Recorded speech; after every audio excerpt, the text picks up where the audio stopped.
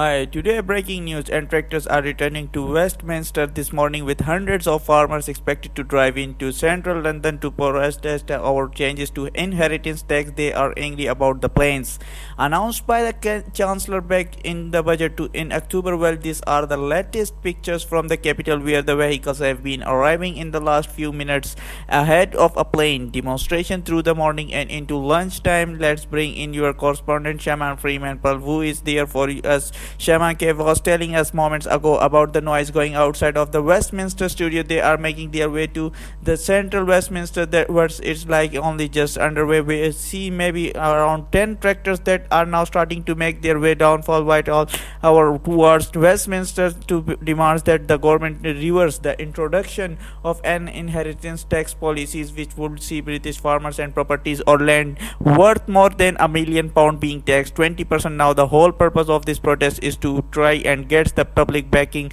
These farmers are going to be hundreds of tractors descending on Whitehall asking for the government to reverse that. They want to the public to understand the impact of the instrumental impact that they believe this policy may well cause. I currently stood with Alan Miller, who is a member of the public. You are a part of an organization which is representing small businesses in Toronto, so you are the opposite end of this protest.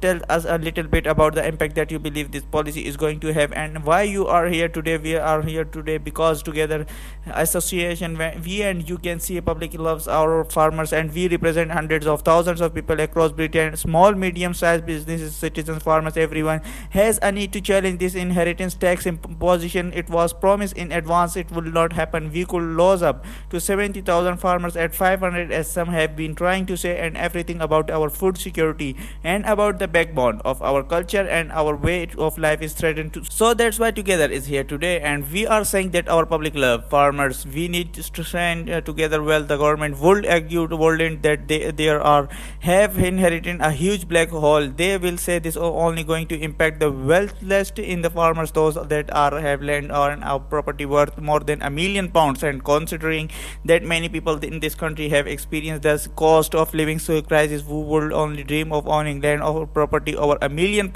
Why should the public care? We go great there. You go guys. Well, so you said many things there. It's not a residential property, right? So it's true that for £1 million if you get a residential property, but these are assets, that capital assets of a business. They are capital assets. We got see how you can see the tractors are definitely making it known that they have arrived. They have arrived, definitely arrived. We are all with our farmers. We together great stuff. So basically a number of things. Firstly, these are assets. They are things like buildings, they are livestock. If you got a tractor, a combined harvester cost half a mil, 7,50,000 itself. Tractors several hundred thousand. All of a sudden you might have a family dueling there. You can't leave the farm, rent it out someone else and come back and do the farming, was particularly with livestock. So what you got is often generation inheritance, but most farmers are not making a profit. Something like 0.5% profit now, a return on an investment it is not. And we seen all sorts of measures that have impacted them. Now this is like the straw that's breaking the camel's back. Effectively what it means is many will have to sell up in advance pay of something they can't afford to pay, and this is egregious. It was never discussed before, and really the government and the cabinet, Rachel Reeves, they need to step back and have a complete rethink about this. But I think what might have happened is that they may have taken both the farmers and the public to say enough is enough. We are not having is this. Well, we can see that the farmers that have started to arrive on the tractors are actually getting a response from the public. We had some cars beeping their horns, some members of the public clapping and so on. However, we also heard this morning on that some farmers may decide to fall on production if the government doesn't.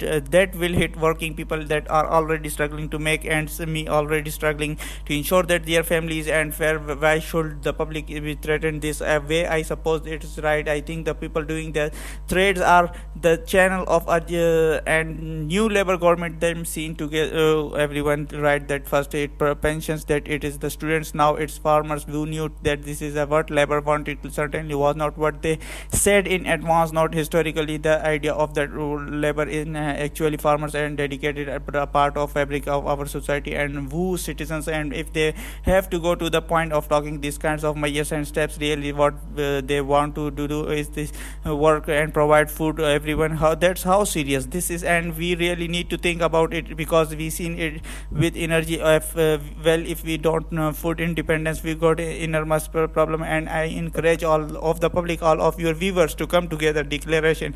We got a call up, sign up to let them know what we all think together. Perfect, thank you. As you can see, there's a few more trucks going by. This protest gets underway, we can see a few more of these trucks, and I suppose I'm interested in the people that you represented together. You said that you represent thousands of small and medium sized businesses. What kind of businesses is that you representing, and what are some of the things that they saying? Well, we represent all sorts of people, firstly from all sectors, people of faith and secular people from all kind of industries, but I personally come from a background of hospitality and entertainment. We seen tens of thousands of operations actually go down as well since the lockdowns and the position that have happened. And so what, like many people in Britain, these new measures along with the increases, and the government said, look, does mean it's going to have consequences of, yes it will. And I thought out an ill I concept set of measures means that some businesses are not even setting up, but also some are having to shutter and say we cannot afford to do this. The bottom line is that too so expensive, that's what we are getting back. But also there's a really fundamental point, which is democracy. If you are going to do something, you are going to be elected on something, you should say it is, set your stool out and then go for it. No, say you are not going to do something and then impose it on everyone. And this kind of technocratic impositions that are done, and they said you now take your medicine, we know that what's best for you, is really a counterpose to democracy in our opinion. Well, I think this today, hundreds of tractors descending on White House speaking up to government, is a great example of how democracy works. Is not how could you like to see today play. What I think we are going to see, it's going to be a resounding success. We are going to have hundreds of tractors come in the optics, and eyeballs are going to be really important. But also fact that in everyone home in the public who love our farmers, it's not just they watching clerks and farm, but they knew that they are backbone of Britain. And what would I like very much to see is many of your viewers and everyone else let their MPs from they say our voter depend on the stop punishment of the farmers and small medium sized businesses, and make our voices here together. And so this gets ended, and then we have a proper conversation about food. We just seen in America a whole new set of variables come in America healthy again. Some people are saying there's a big discussion, but local foods, all organic farmers, British better foods, what that all means, let's have that decide in Britain discussion.